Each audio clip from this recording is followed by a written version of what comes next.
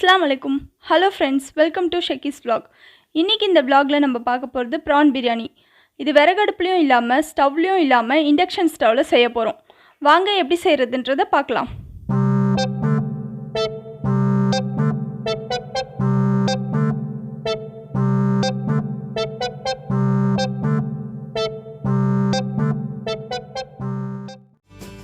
முதல்ல induction stove on பண்ணிக்கோங்க. Induction stove on பண்ணதுக்கப்புறமா அதில் ஒரு அடிகனமான குக்கரை வச்சுக்கோங்க. நான் வந்து வச்சுருக்கிறது பார்த்திங்கன்னா இண்டக்ஷன் பேஸ்டு குக்கர். ஸோ இந்த இண்டக்ஷன் ஸ்டவ்வோடைய அன்பாக்சிங்குமே நம்ம சேனலில் ஆல்ரெடி போட்டிருக்கோம். ஸோ அதை நீங்கள் இன்னும் பார்க்கலன்னா அதுக்கும் உங்களுக்கு டிஸ்கிரிப்ஷனில் லிங்க் இருக்குது, கார்ட் பட்டனும் தரேன். ஸோ நீங்கள் அங்கேயும் போய் பார்த்துக்கலாம். குக்கர் நல்லா ஹீட் ஆகிடுச்சு. இப்போ இது கூட 100 கிராம் எண்ணெய் சேர்த்துக்கோங்க. நான் 800 கிராம் அரிசிக்கு தான் செய்ய போகிறேன். ஸோ 100 கிராம் எண்ணெய் கரெக்டாக இருக்கும். 100 கிராம் எண்ணெய் சேர்த்ததுக்கப்புறமா இது கூட 4 ஏலக்காய், 4 பட்டை, 4 கிராம்பு சேர்த்து நல்லா மிக்ஸ் பண்ணி விட்டுருங்க.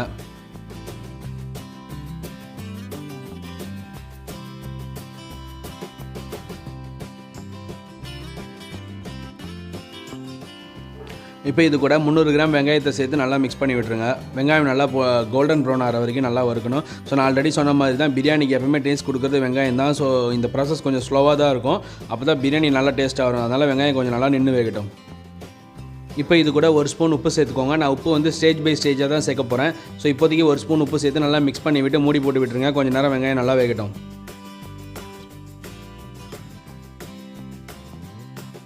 வெங்காயம் நல்லா வதங்கிட்டே இருக்கும்போது அது கூட ஒரு 3 பச்சை மிளகா சேர்த்து நல்லா மிக்ஸ் பண்ணி விட்டுருக்கோங்க. அப்போ தான் அது காரம் அதோடைய ஃப்ளேவர் நல்லா இறங்கி பிரியாணி நல்லா டேஸ்ட்டாக இருக்கும்.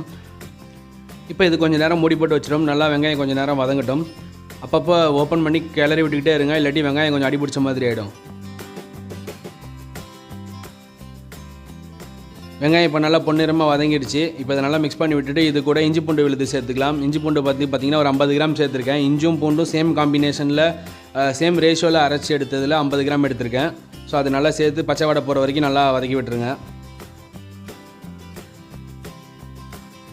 இது கூடவே ஒரு கையளவு கொத்தமல்லி தலையும் ஒரு கையளவு புதினா தலையும் சேர்த்து நல்லா மிக்ஸ் பண்ணி விட்டு மூடி போட்டு விட்டுருங்க. இது கொஞ்சம் நேரம் நல்லா வதங்கட்டும்.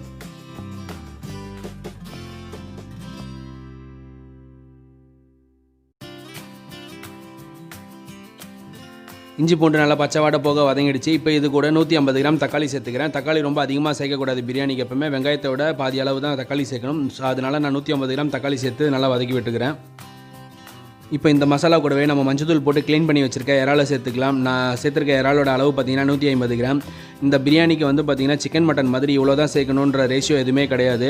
நீங்கள் கொஞ்சமாக இறால் சேர்த்தாலுமே பிரியாணி ரொம்பவே டேஸ்ட்டாக இருக்கும். அதுதான் சீ ஃபுட்டுக்கு உண்டான ஸ்பெஷாலிட்டியே. இப்போ இது கூட காஷ்மீரி ரெட் சில்லி பவுடர் சேர்த்துக்கோங்க. எதுக்காக காஷ்மீரி ரெட் சில்லி பவுடர் சேர்க்குறோம்னா அப்போ தான் இதோடைய ரெட் கலர் நல்லா வரும். ஸோ ரெட் கலர் விரும்புகிறவங்க அதை சேர்த்துக்கோங்க. இது கூடவே பார்த்தீங்கன்னா நான் நார்மல் மிளகாய் தூளும் சேர்த்துக்கிறேன். எதுக்காகனா ரெட் சில்லி பவுடர் அந்த அளவுக்கு காரமாக இருக்காது. அதனால நான் நார்மல் சில்லி பவுடரும் சேர்த்துக்கிறேன். காரம் அவங்கவுங்க ஃபேமிலி ஸ்டைலுக்கு ஏற்ற மாதிரி ஆட் பண்ணிக்கோங்க. இப்போ இந்த மசாலாவை நல்லா ஃபுல்லாக மிக்ஸ் பண்ணி விட்டுருங்க.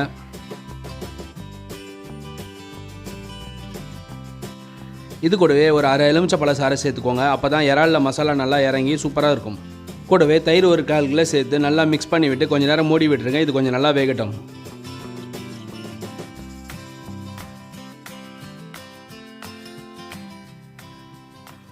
ப்ரான் பிரியாணி மசாலா நல்லா கொதிச்சிட்ருக்கு. இப்போ இது கூட 1 ஸ்பூன் உப்பு சேர்த்துக்கிறேன். நான் ஆல்ரெடி 1 ஸ்பூன் சேர்த்துருக்கேன், இப்போ 1 ஸ்பூன் சேர்த்துருக்கேன். ஸோ டோட்டலாக 2 ஸ்பூன் சேர்த்துருக்கேன். இதுக்கு வந்து பார்த்திங்கன்னா மொத்தம் 4 ஸ்பூன் தேவை. இன்னும் பேலன்ஸ் 2 ஸ்பூனை தண்ணி ஊற்றி கொதிச்சது அப்புறமா எப்படி இருக்குன்றதை பார்த்துட்டு சேர்த்துக்கலாம். இப்போ மசாலா நல்லா செட் ஆகிடுச்சு. இப்போ இது கூட தண்ணி சேர்த்துக்கலாம். தண்ணியோட ரேஷியோ பார்த்திங்கன்னா 1க்கு 1.5.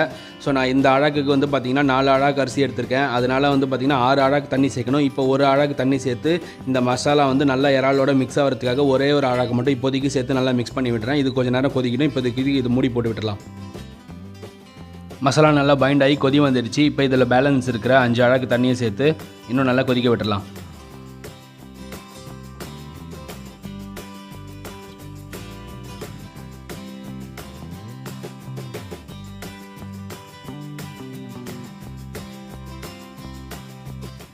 5லேருந்து 7 நிமிஷம் ஹை ஃப்ளேமில் இந்த பிரியாணி மசாலா கொதிக்கட்டும். மசாலா கொதிச்சதுக்கப்புறமா தான் அரிசி சேர்க்க முடியும். அரிசி பார்த்தீங்கன்னா நான் யூனிட்டி அரிசி எடுத்திருக்கேன். இதை வந்து வெங்காயம் வதக்கும் போதே நல்லா ஊற வச்சுருங்க. ஒரு 30 நிமிஷம் ஊறினா தான் பிரியாணி வந்து எப்போவுமே நல்லா உதிரியாக சாப்பாடு வரும். ஸோ அதனால் 30 நிமிஷத்துக்கு முன்னாடியே ஊற வச்சுருங்க.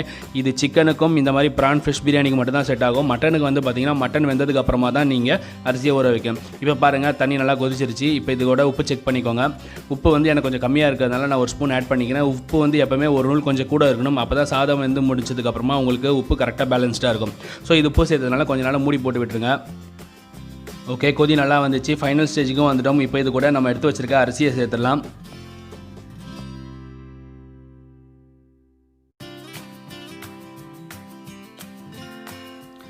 அரிசி போட்டு முடிச்சதுக்கப்புறமா இது நல்லா மசாலா நல்லா ஃபுல்லாக மிக்ஸ் ஆகிற வரைக்கும் அரிசியை நல்லா மிக்ஸ் பண்ணி விட்டு கொஞ்சம் நேரம் மூடி போட்டு விட்டுருவோம். ஒரு 3/4 பாகம் வெந்ததுக்கப்புறமா ஓப்பன் பண்ணிவிட்டு நம்ம விசில் போட்டு கொஞ்சம் நேரம் தம் விட்டால் பிரியாணி ரெடி ஆகிடும். இப்போ அரிசி நல்லா 3/4 பாகம் வெந்த மாதிரி தெரியுது. இப்போ ஒரு தடவை ஃபுல்லாக நல்லா மிக்ஸ் பண்ணி விட்டுருங்க. ஏன்னா இதுக்கப்புறமா நம்மளால் மிக்ஸ் பண்ண முடியாது. ஸோ மசாலா ஃபுல்லாக பைண்ட் ஆகிற வரைக்கும் இந்த கன்சிஸ்டன்சியில் இருக்கும்போதே நல்லா மிக்ஸ் பண்ணி விட்டுருங்க. இப்போ இது நம்ம மூடி போட்டு ப்ரெஷர் குக் விட்டுடலாம். 2 விசில் வந்ததுக்கப்புறமா ஆஃப் பண்ணிவிடுங்க. ஆஃப் பண்ணதுக்கப்புறமா ஒரு 10 நிமிஷம் தம்லேயே இருக்கட்டும். தம்மில் இருந்ததுக்கப்புறமா ஓப்பன் பண்ணி பார்க்கலாம் எப்படி இருக்குன்றத.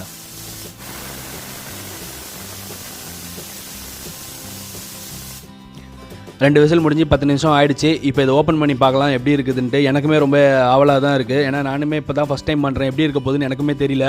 சரி வாங்க பார்க்கலாம் இது எப்படி இருக்குன்றத. வாவ், பாருங்கள் அரிசி எவ்வளோ சூப்பராக பிரியாணி அரிசி நல்லா மசாலாவில் மிக்ஸ் ஆகி சும்மா உடையாமல் பார்க்கும்போதே ஒரு டெம்டேஷன் க்ரியேட் பண்ணுது பாருங்கள். நானுமே எக்ஸ்பெக்ட் பண்ணல இந்த மாதிரி இண்டக்ஷன் ஸ்டவ்வில் வரும்ன்ட்டு.